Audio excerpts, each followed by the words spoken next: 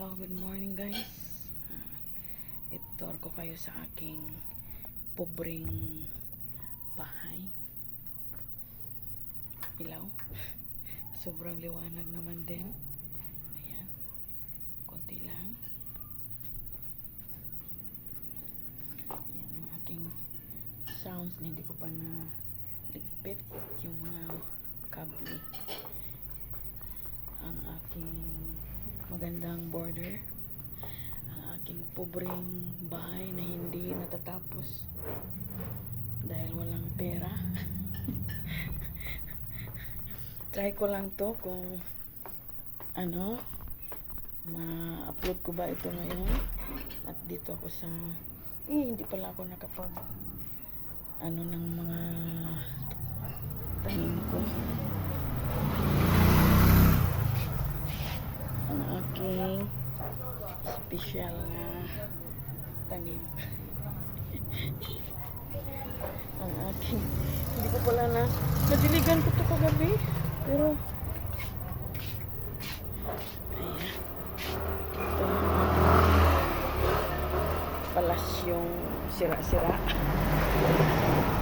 Ito ang aking palasyong sira-sira, guys. Init. Ito ang aking pobreng pamamahay. Nag-iisa lang po ako. Ang mga anak ko nandun sa malayo.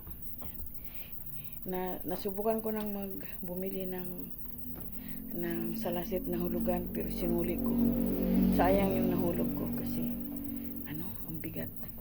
Wala akong trabaho, wala akong kapira-pira. Kaya sinuli ko na lang. Hindi ako kayang magbayad. Ayan.